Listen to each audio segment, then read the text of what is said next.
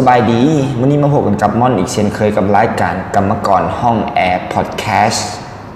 มื้อนี้ม่อนจะมาเว้าในหัวข้อการเฮ็ดเวียกจังได๋ให้ห่างไกลจากออฟฟิศซินโดรม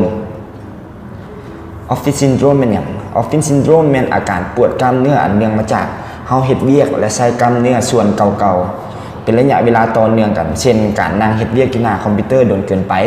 โดยบ่นิ่งติงบ่ผ่อนคลายซึ่งอาจจะลุกลามกลายเป็นอาการปวดซ้ำเฮือกรวมไปถึงอาการชาบริเวณแขนหรือมือออฟฟิศซินโดรมเป็นโรคที่มักจะเกิดกับพนักงานห้องการ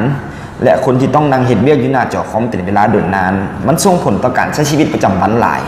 แต่มันบ่แม่นเรื่องยากที่จะเบิ่งแยงดูแลตนเองให้ห่างจากโรคพยาธินี้เพียงแต่ปรับเปลี่ยนพฤติกรรมการเฮ็ดเวียกน้อยนึง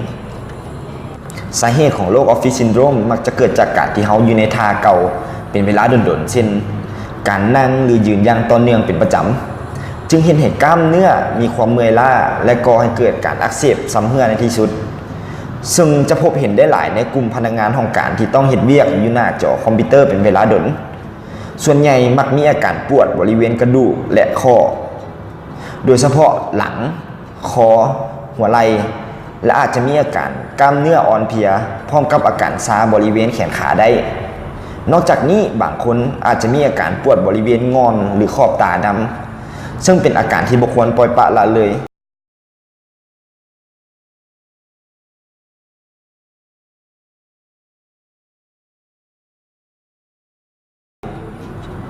การเบิ่งแยงตัวเองให้ห่างไกลจากพยาธิออฟฟิศซินโดรมนี้สามารถเฮ็ดได้บ่ยากเพียงแต่ปรับเปลี่ยนพฤติกรรมตนเองและปรับอุปกรณ์เครื่องใช้ในห้องการให้มีความเหมาะสมเพื่อช่วยลดความเสี่ยงจากการเป็นพยาธิออฟฟิศซินโดรมได้หลายและสามารถลดปัญหาสุขภาพอื่นๆได้อีกนำโดยแบ่งเป็น2ขั้นตอนดังนี้ขั้นตอนทำอิฐการปรับเปลี่ยนพฤติกรรมการปรับเปลี่ยนพฤติกรรมของตนเองจากที่เคยนั่งอยู่บนเก่าเป็นเวลาโดนก็เปลี่ยนมาเคลื่อนไหวห่างกายให้หลายขึ้นโดยสามารถปรับเปลี่ยนพฤติกรรมได้เช่น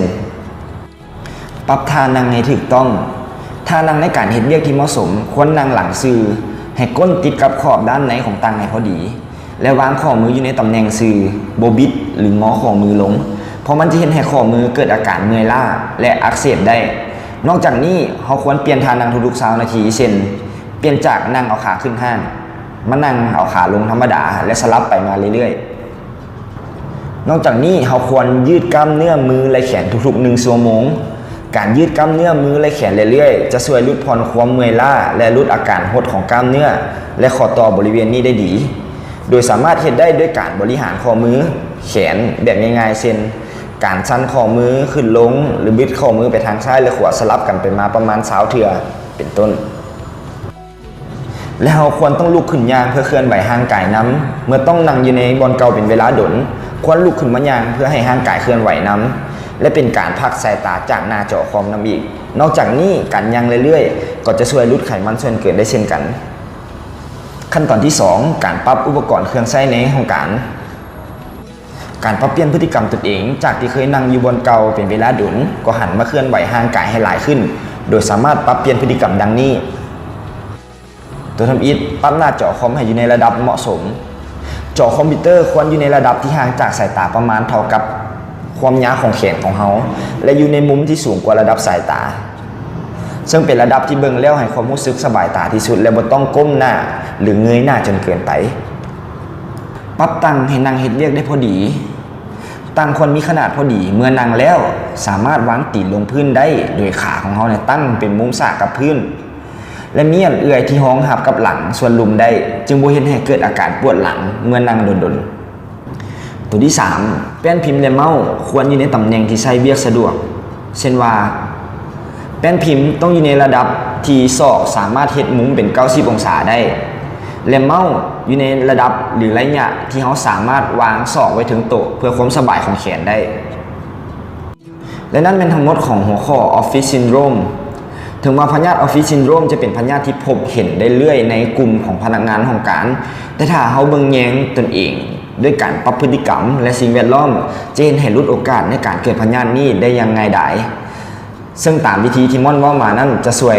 ลดผ่อนการเกิดพยาธินี้ได้หลายขึ้นและสุดท้ายนี้ขอฝากติดตามรายการกรรมกรห้องแอร์พอดแคสต์ของม่อนได้ในทุกๆวันศุกร์สามารถติดตามได้ที่ YouTube Channel 108 MHz อย่าลืมกด Subscribe กดรูปกระลิ่งเพื่อเป็นการแจ้งเตือนเมื่อมีพอดแคสต์ใหม่ๆและยังสามารถติดตามได้ใน Facebook Fanpage 108.jobs ได้นำอีกสำหรับมื้อนี้ม่อนขอตัวลาไปก่อนสบายดี